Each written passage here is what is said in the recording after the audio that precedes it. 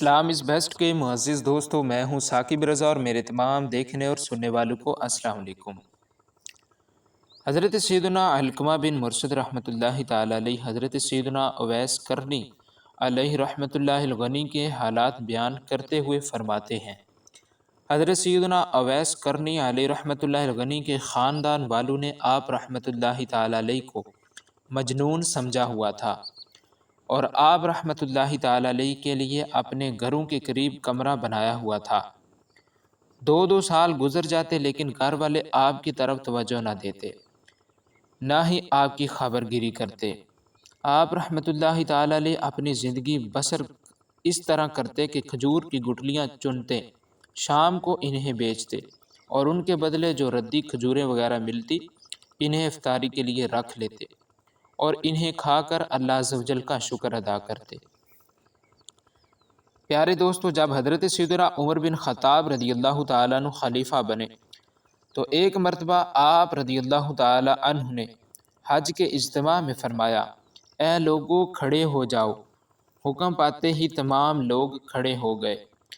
پھر آپ رضی اللہ تعالیٰ عنہ نے فرمایا، قبیلہ مراد کے لوگوں کے علاوہ سب بیٹھ جائیں۔ چند لوگوں کے علاوہ سب بیٹھ گئے۔ پھر فرمایا، تم میں سے قبیلہ کرن کے لوگ کھڑے رہیں، باقی سب بیٹھ جائیں۔ ایک شخص کے علاوہ سب بیٹھ گئے۔ یہ کھڑا ہونے والا شخص حضرت سیدنا اویس کرنی علیہ رحمۃ اللہ الغنی کا چچا تھا۔ امیر المؤمنین حضرت سیدنا عمر رضی اللہ تعالی عنہ نے ان سے پوچھا، کیا آپ قبیلہ کرن کے رہنے والے ہیں؟ انہوں نے عرض کی، جی ہاں، میں کرن ہی کا رہنے والا ہوں۔ پھر آپ رضی اللہ تعالی عنہ نے پوچھا، کیا آپ اویس کرنی کو جانتے ہیں؟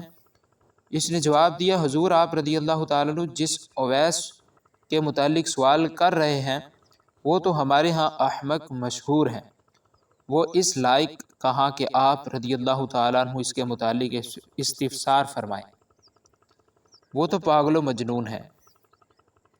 یہ سن کر آپ رضی اللہ تعالیٰ عنہ رونے لگے اور فرمایا، میں اس پر نہیں بلکہ تم پر رو رہا ہوں۔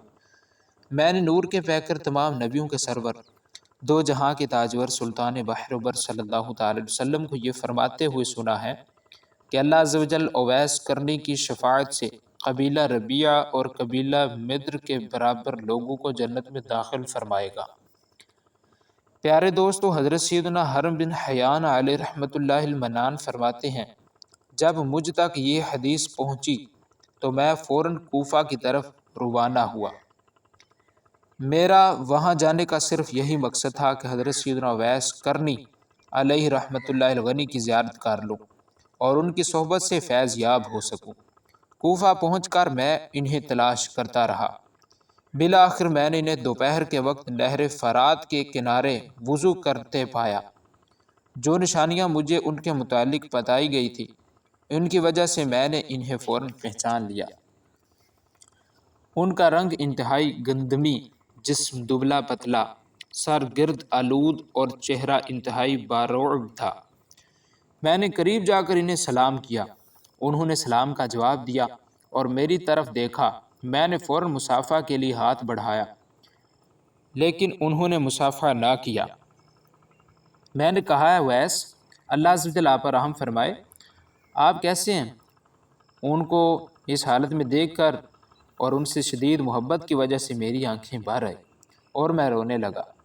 مجھے روتا دیکھ کر وہ بھی رونے لگے اور مجھ سے فرمایا، اے میرے بھائی حرم بن حیان، اللہ عز و جل آپ کو سلامت رکھے، آپ کیسے ہیں اور میرے بارے میں آپ کو کس نے بتایا کہ میں یہاں ہوں؟ میں نے جواب دیا، اللہ عز و جل نے مجھے تمہاری طرف راہ دی ہے۔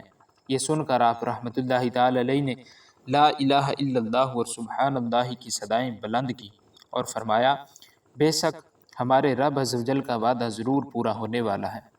پھر میں نے ان سے پوچھا، آپ رحمۃ اللہ تعالی علیہ کو میرا اور میرے والد کا نام کیسے معلوم ہوا؟ حالانکہ آج سے پہلے نہ کبھی میں نے آپ کو دیکھا اور نہ ہی آپ رحمۃ اللہ تعالی علیہ نے مجھے دیکھا۔ یہ سن کر آپ رحمۃ اللہ تعالی علیہ نے فرمایا، مجھے میرے علیم و خبیر پروردگار عز و جل نے خبر دی ہے۔ اے میرے بھائی حرب بن حیان، میری روح تیری روح کو اس وقت سے جانتی ہے جب عالم ارواح میں تمام روحوں کی آپس میں ملاقات ہوئی تھی۔ بے شک بعض مومن اپنے بعض مومن بھائیوں کو جانتے ہیں، اور وہ اللہ عز و جل کے حکم سے ایک دوسرے سے الفت و محبت رکھتے ہیں، اگرچہ ان کے بظاہر ملاقات نہ ہوئی، اگرچہ وہ ایک دوسرے سے بہت دور رہتے ہوں۔ پھر میں نے ان سے کہا، اللہ عز و جل آپ پر رحم فرمائے، مجھے رسول اللہ عز و جل صلی اللہ علیہ وسلم کی کوئی حدیث سنائیے۔ یہ سن کر انہوں نے فرمایا، حضور صلی اللہ علیہ وسلم پر میرے ماں باپ قربان، مجھے نہ تو حضور صلی اللہ علیہ وسلم کی صحبت بابرکت نصیب ہوئی اور نہ ہی میں ان کی زیارت سے مشرف ہو سکا۔ ہاں اتنا ضرور ہے کہ میں نے ان عظیم ہستیوں کی زیارت کی ہے جن کی نظریں میرے آقا و مولا حضور صلی اللہ علیہ وسلم کے وضحا والے چہرے کی زیارت کر چکی ہیں۔ میں اس بات کو پسند نہیں کرتا کہ اپنے اوپر اس بات کا دروازہ کھولوں کہ لوگ مجھے محدث، مفتی یا راوی کہیں۔ میں لوگوں سے دور رہنا چاہتا ہوں اور اپنی اس حالت میں بہت خوش ہوں۔ پھر میں نے ان سے کہا، اے میرے بھائی، مجھے اللہ عز و جل کے کلام سے کچھ تلاوت ہی سنا دیجئے اور مجھے کچھ نصیحت فرمائیے تاکہ میں اسے یاد رکھوں۔ بے شک میں آپ رحمۃ اللہ تعالی علیہ سے صرف اللہ عز و جل کی رضا کی خاطر محبت کرتا ہوں۔ یہ سن کر حضرت سیدنا اویس کرنی علیہ رحمۃ اللہ الغنی نے میرا ہاتھ پکڑا اور اعوذ باللہ السمیع العلیم من الشیطان الرجیم پڑھ کر فرمایا، میرے رب عز و جل کا کلام سب کلاموں سے اچھا ہے۔ پھر آپ رحمۃ اللہ تعالی علیہ نے سورہ دخان کی یہ آیتیں تلاوت فرمائی، جس کا ترجمہ ہے، اور ہم نے نہ بنایا آسمان اور زمین اور جو کچھ ان کے درمیان ہیں کھیل کے طور پر، ہم نے انہیں نہ بنایا مگر حق کے ساتھ، لیکن ان میں اکثر جانتے نہیں۔ بے شک فیصلہ کا دن ان سب کی میعاد ہیں، جس دن کوئی دوست کسی دوست کے کچھ کام نہ آئے گا اور نہ ہی ان کی مدد ہوگی مگر جس پر اللہ رحم کرے، بے شک وہی عزت والا مہربان ہے۔ آپ رحمۃ اللہ تعالی علیہ نے یہ چند آیتیں پڑھی، پھر ایک زوردار چیخ ماری۔ میرے گمان کے مطابق شاید آپ رحمۃ اللہ تعالی علیہ بے ہوش ہو گئے تھے۔ جب انہیں کچھ افاقہ ہوا تو فرمانے لگے، اے ابن حیان، تیرا باپ فوت ہو چکا، ان قریب تو بھی اس دنیا سے رخصت ہو جائے گا، پھر یا تو تیرا ٹھکانہ جنت میں ہوگا یا پھر معاذ اللہ عز و جل جہنم میں۔ اللہ عز و جل ہم سب کو جہنم کے عذاب سے محفوظ رکھے۔ اے ابن حیان علیہ رحمۃ اللہ المنان، تیرا باپ حضرت سیدنا آدم علیہ نبینا وعلیہ الصلاۃ والسلام اور تیری ماں حضرت سیدنا حوا رضی اللہ تعالیٰ عنہا اس دنیا فانی سے جا چکے۔ حضرات انبیاء کرام علیہ نبینا وعلیہ الصلاۃ والسلام، حضرت سیدنا نوح، حضرت سیدنا ابراہیم خلیل اللہ، حضرت سیدنا موسیٰ کلیم اللہ، حضرت سیدنا داود علیہ نبینا وعلیہ الصلاۃ والسلام، اور ہمارے پیارے آقا مدینے والے مصطفیٰ صلی اللہ علیہ وسلم بھی اس دنیا سے ظاہری پردہ فرما چکے۔ خلیفہ اول امیر المؤمنین حضرت سیدنا صدیق اکبر رضی اللہ تعالیٰ عنہ کا بھی انتقال ہو گیا، اور میرے بھائی اور دوست خلیفہ ثانی امیر المؤمنین حضرت سیدنا عمر فاروق اعظم رضی اللہ تعالیٰ عنہ کا بھی وصال ہو گیا۔ جب میں نے یہ سنا تو فوراً کہا، حضور یہ آپ رحمۃ اللہ تعالی علیہ کیا فرما رہے ہیں؟ حضرت سیدنا عمر فاروق اعظم رضی اللہ تعالیٰ تو ابھی حیات ہیں، ان کا ابھی وصال نہیں ہوا۔ یہ سن کر آپ رحمۃ اللہ تعالی علیہ نے فرمایا، مجھے میرے پروردگار عز و جل نے خبر دی ہے اور میرا دل اس بات کی گواہی دیتا ہے کہ ان کا انتقال ہو چکا ہے، ان قریب میں اور آپ بھی اس دنیا فانی سے رخصت ہو جائیں گے۔ پھر آپ رحمۃ اللہ تعالی علیہ نے حضور صلی اللہ علیہ وسلم کی بارگاہ بے کس پناہ میں درود و سلام کے گجرے نچھاور کیے اور آہستہ آواز میں دعائیں مانگنا شروع کر دی۔ پھر فرمایا، میری ایک نصیحت ہمیشہ یاد رکھنا، کتاب اللہ عز و جل میں تمام احکامات آ چکے، تمام انبیاء کرام علیہ نبینا وعلیہ الصلاۃ والسلام اور اولیاء کرام رحمہم اللہ تعالی علیہم اجمعین کا اس دنیا سے کوچ کر جانا ہمارے لیے ایک بہت بڑی نصیحت ہے۔ ہمیشہ موت کو یاد رکھنا، اپنے دل کو دنیا میں نہ الجھانا، اور جب تو یہاں سے اپنی قوم کے پاس جائے تو انہیں عذاب آخرت سے خوب ڈرانا، اور تمام لوگوں کا خیر خواہ اور ناصح بن کر رہنا، اور کبھی بھی جماعت سے دور نہ ہونا۔ اگر تو مسلمانوں کی بڑی جماعت سے جدا ہو گیا تو تو دین سے جدا ہو جائے گا، تجھے معلوم بھی نہ ہوگا اور تو جہنم میں داخل ہو جائے گا۔ پھر فرمایا، اے میرے بھائی، تو اپنے لیے بھی دعا کرنا اور مجھے بھی دعاؤں میں یاد رکھنا۔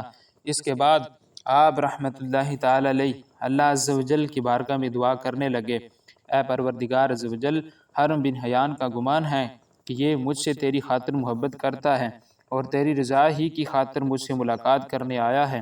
یا اللہ عز و جل مجھے جنت میں اس کی پہچان کرا دینا اور جنت میں بھی میری اس سے ملاقات کرا دینا۔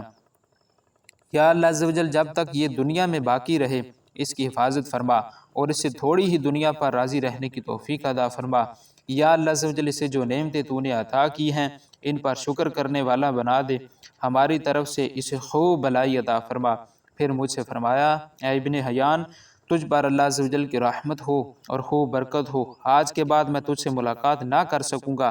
بے شک میں شہرت کو پسند نہیں کرتا، جب میں لوگوں کے درمیان ہوتا ہوں تو سخت پریشان اور غمگین رہتا ہوں، بس مجھے تو تنہائی بہت پسند ہے۔ آج کے بعد تو میرے متعلق کسی سے نہ پوچھنا اور نہ ہی مجھے تلاش کرنا، میں ہمیشہ تجھے یاد رکھوں گا، اگرچہ تم مجھے نہ دیکھو گے اور میں تجھے نہ دیکھ سکوں گا۔